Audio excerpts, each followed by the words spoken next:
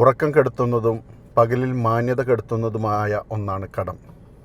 നമുക്കറിയാം, നിരവധി മലയാളി പ്രവാസികളാണ് ഇപ്പോൾ UAE-യിൽ, പ്രത്യേകിച്ച് ദുബായിൽ പലിശയ്ക്ക് കടമെടുത്ത് ആ കടം അതിൻ്റെ പലിശയുടെ പലിശയും കൊടുത്തതിന് ശേഷവും അന്യായമായി ചൂഷണത്തിന് വിധേയമായി കേസിലകപ്പെട്ടിരിക്കുന്നത്. നിലവിൽ 286 പേരാണ് കേസുമായി ബന്ധപ്പെട്ട് ആ കേസിനെ നേരിട്ട് കൊണ്ടിരിക്കുന്നത്. അവരുടെ കുടുംബം അതിദയനീയമായ സാഹചര്യത്തിലൂടെ കടന്നു പോവുകയാണ്.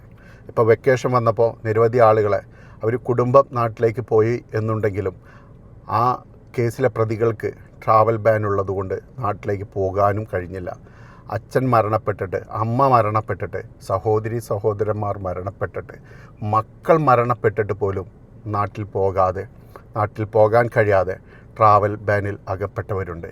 നിങ്ങൾ ഈ വീഡിയോ കണ്ടു കഴിയുമ്പോൾ അവർക്ക് വലിയ സമാശ്വാസം പകരുവാൻ കഴിയും.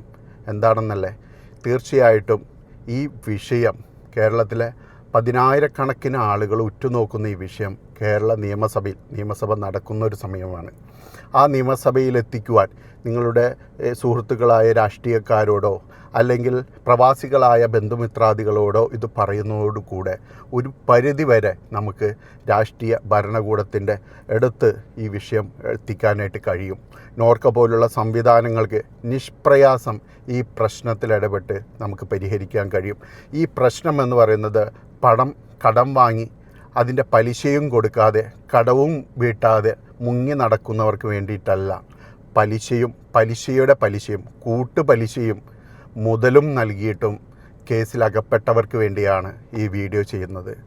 അത്തരക്കാരെ മാത്രം സംരക്ഷിക്കുന്നതിനും സുരക്ഷിതമാക്കുന്നതിനും വേണ്ടിയാണ് ഈ വീഡിയോ ചെയ്യുന്നത്. അല്ലാതെ കടക്കാരന് വേണ്ടി പോലും അല്ല ഈ വീഡിയോ ചെയ്യുന്നത്. എത്രയെത്ര ആളുകളുടെ ദുരന്തമാണ്, അവരുടെ പ്രയാസമാണ്. ഈ മനുഷ്യത്വം മരവിക്കാത്ത മാനവികത ഉയർത്തിപ്പിടിക്കുന്ന മനുഷ്യരോടാണ് ഞാനിത് പറയുന്നത്. നമുക്കറിയാം, പ്രവാസികളുടെ രക്ഷിതാവും ഇന്ത്യയുടെ പ്രവാസികളുടെ ലോക അംബാസഡറായിട്ടുള്ള യൂസഫ് അലി സാഹിബിനെ പോലുള്ള മനുഷ്യത്വമുള്ള മാനവികത ഉയർത്തിപ്പിടിക്കുന്ന ഏതെങ്കിലും ഒരു മനുഷ്യൻ്റെ അടുത്ത് ഈ വീഡിയോ എത്താണെങ്കിൽ തീർച്ചയായിട്ടും അവർക്ക് മിനിറ്റുകൾക്കകം പരിഹരിക്കാവുന്ന ഒരു പ്രശ്നം മാത്രമേ ഇതിൻ്റെ അകത്തുള്ളൂ. കാരണം കടം വാങ്ങിയ പൈസ തിരിച്ചു കൊടുക്കാൻ തയ്യാറാണ്, അതിൻ്റെ പലിശയും കൊടുക്കാൻ തയ്യാറാണ്. എന്നിട്ടും അവരെ പ്രയാസപ്പെടുത്തുന്ന ആ കൊള്ളക്കാർക്കെതിരെയാണ് ഞാൻ ഈ സംസാരിക്കുന്നത്.